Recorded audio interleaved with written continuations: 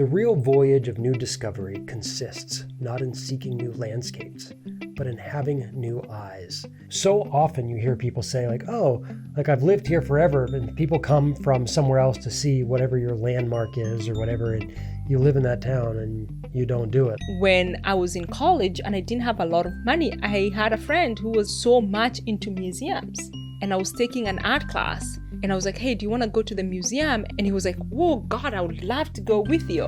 And we went and we had so much fun. And it made me fall in love with LA in ways that people who live in LA like sometimes don't get to.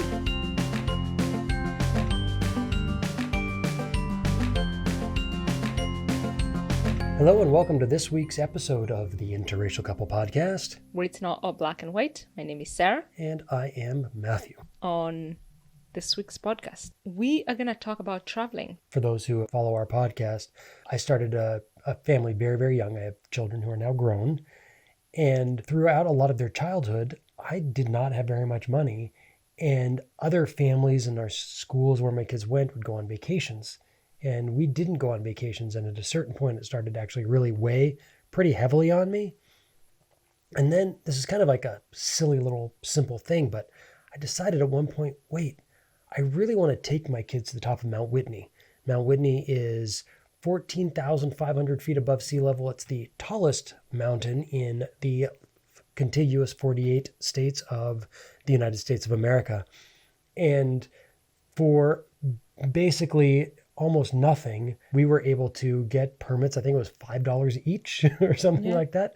And we all got to go and have this experience of being on the highest peak in the lower 48 and be able to see miles and miles out into like Nevada and all up the, Pacific Crest Trail. And, it also kind of was a wake up call for me that I can make these amazing travel experiences without going more than, in that case, that was a couple hundred miles from where I lived. Yeah. And I think we'll probably dig into that a little bit on, when we bring up the monthly challenge from the Lover's Journal, but that travel doesn't necessarily mean getting on an airplane or going to another country or whatever. The travel can be, like I felt like I traveled when, granted, we were living in Kenya, so kind of like traveling, but we were living there. It was our house, and I wanted to go climb Mount Kenya. So I literally put my backpack on and I walked out our front door and walked like over 100 miles in the direction of where I was going. And that literally cost me nothing. I asked people if I could spend the night in their compound because I wasn't, going to, pay for a place to sleep. So like even just walking, it's pretty, there's a lot that one can do without much. It's really important. There's a challenge in the Lover's Journal, monthly challenge number 11, to be a tourist together in your own town. And when we put this challenge in, we were very conscious about people not being like, we don't have the money to do it.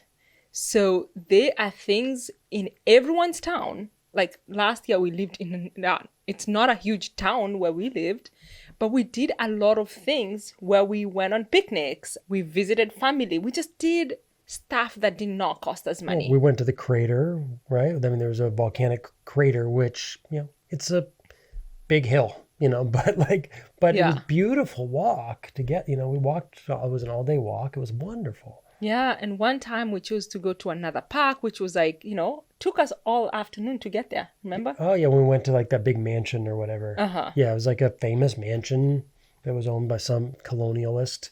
And I think so often you hear people say like, oh, like I've lived here forever, and people come from somewhere else to see whatever your landmark is or whatever, and you live in that town and you don't do it. Like, I mean, we live in wine country right now.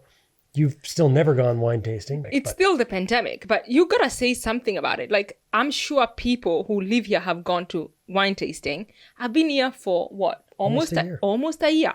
I have not been to like one winery. We haven't been to like the De Young Museum. We haven't been to Jack London's estates. Like there are things that people a friend of mine also like told me like the best bakery in the world is like close to you. It's true. 20 minutes away. 20 minutes away. And literally every time I talk to her, she's like, did you go to the bakery? I'm like, oh, haven't yet. And that's a bakery that when when I was a kid, I remember when it opened up, and now it's become so renowned that if you're there like after 10 o'clock, there's nothing left to buy. It's all sold out, but yet we still haven't been.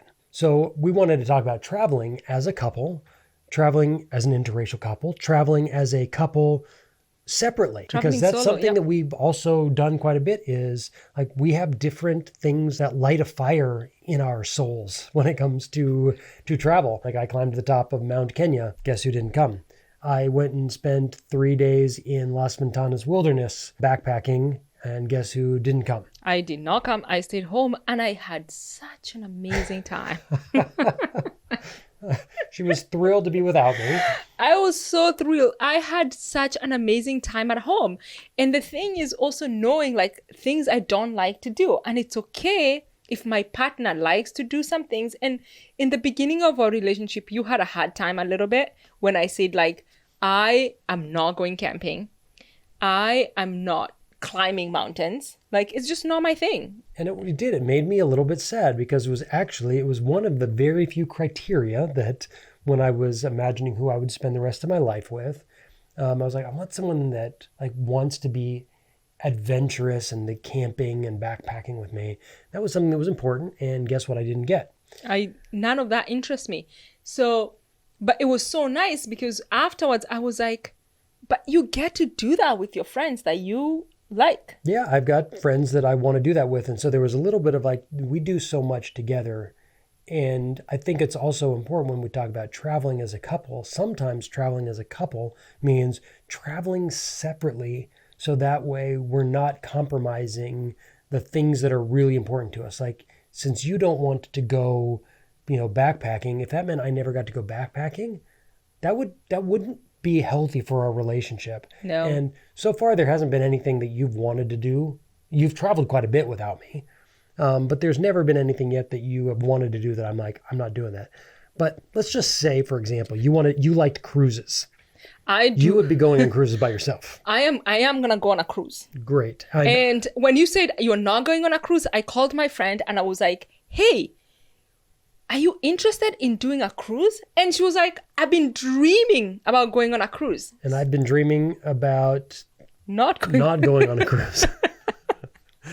So my friend and I, at some point, we're going to go on a cruise. And guess what I'm going to be doing? I'm going to be sleeping outside with bears. That's what I'm going to be doing. I'm going to be cold somewhere in the mountains in a sleeping bag. And I'll be drinking my ties and overlooking the ocean. And you know what? We're both going to be so happy. We are going to be so happy. Because my idea of what vacation looks is very different from yours. Well, no, they're just places. It's kind of like the Vesica, the Vesica Pisces, that geometric form where you've got like two circles that cross over. And we have this little area in the middle where those two circles intersect that we definitely do not, or where we definitely see it together. And then there are these areas that we don't. And the question is just how big is that Vesica section in the middle, and how small it is. And for some people, like, it's really, really similar and great. Then you get to travel all sorts of times. But even in that place where, like, you know what, I really want to do something and my partner really doesn't want to do it, that shouldn't be a reason not to do it if you have the opportunity. Yeah, we're planning a trip that's really long, and we have not gone on a car ride or a long trip together. Well, I mean, except for like that we moved to Kenya together, for example.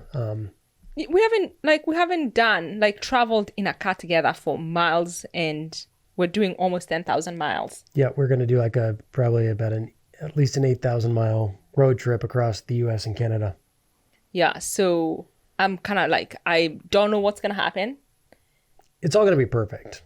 But referencing last week's podcast, there might be some mistakes that might be made, and we might either learn from it or encourage each other or criticize each other for the things that we don't like. We'll let you know how that goes. And even in like organizing the trip, there are things that you want to see and places. Mostly it's like places I want to go because I haven't traveled across the country. And this has been like my dream trip that you're just like, I've been there. done that. There's no place that I don't think there's any place that I feel that way about except for like the interstates. If you were to be like, let's drive on the I-5, I'd be like, you know what? If this is a road trip, why don't we like avoid the I-5? Maybe we'll avoid the I-80. I don't even know what those are. Yeah. Well, you know what the I-5 is, and you know that if you were on a road trip, you would be like, let's take Highway 1 or even maybe 101, but the I-5 through the Central Valley, like there's a lot of that. The United States is a very big place. But other than that, I'm pretty excited to like explore this and also explore it with you. And for someone who said you don't ever want to camp, we're actually bringing a tent so that we can, sleep along the way. This is one of those things, like when you are in an interracial relationship with a white dude, like slowly you start doing, I guess people say shit white people do, because literally, I don't believe that. Like eating salad for dinner? Yeah. Who eats salad for dinner tonight? Me. And now who's going to be camping this summer? Me. Yeah. So this is kind of like what. But you know what? Like sometimes we go out for drinks and guess who sometimes has like fruity drinks? You? Me. Because I'm also in an interracial relationship. I am a white guy who is engaged to a black woman, and you actually drink whiskey straight when I drink whiskey straight. And when you drink fruity drinks, there are definitely times where I partake. I know. And some of the things like I'm starting to like do, I think I'll be embarrassed to talk about those things to my black friends. Like, if you're listening to this, don't tell me I'm drinking whiskey, I am going camping, I'm eating salad for dinner. These are all things I said I was not gonna do. It's just kind of like, it starts to rub on you, I don't know if it's because you like to do those things and I want to please you, but I don't know. I guess it's just what happens. You are going to be such a good wife doing things because it pleases me. Oh my God. Shut up. And shall we take a brief little moment here to reference our sponsor? The Lover's Journal is a wonderful guided journal for couples that has 52 weekly prompts plus over 12, I think there's 13 monthly challenges, and plenty of room to write other thoughts. It's a wonderful companion on the journey of a relationship that any two or more people are on. Meaning, like if you're a throuple, like literally this would work for a throuple probably fantastically. Yeah, but I think they would need to get 3. You probably want to each have your own. Yeah. And if you're a couple, you should get 2. 2 is great. Though we do have some people who have said they've gotten one and they just actually do it together, and they actually kind of like just each kind of like one person writes, or they kind of like take turns, which is kind of cool. We thought like, oh, that would be sad, but people are really enjoying like sharing one. So it turns out that works really well too. But if you haven't yet seen The Lover's Journal or you're interested in knowing more, check out theloversjournal.com. And if you use the code podcast15 on top of all the other like, buy one, get discount on the second one offers on the website, you can also use podcast15 and get an extra 15% off your order. And when you do get your Lover's Journal, make sure to take a picture and tag us on Instagram at Journal for Lovers. And also any questions or thoughts or anything you want to share, like we get these like notes from people that are just so heartwarming. Oh my God. Like, yeah. Really, really, really special. Actually, someone said it's like, oh, just the other day we got a message. We're taking Sarah and Matthew with us on this journey we're doing together. And I was like, that's super sweet. A little creepy maybe, but no. but really kind of cool because it's been meaning that much to them. So make sure when you go to the website, use podcast 15 for an additional 15% off anything you order on the site. And as always, let us know how it goes with your Lover's Journal journey.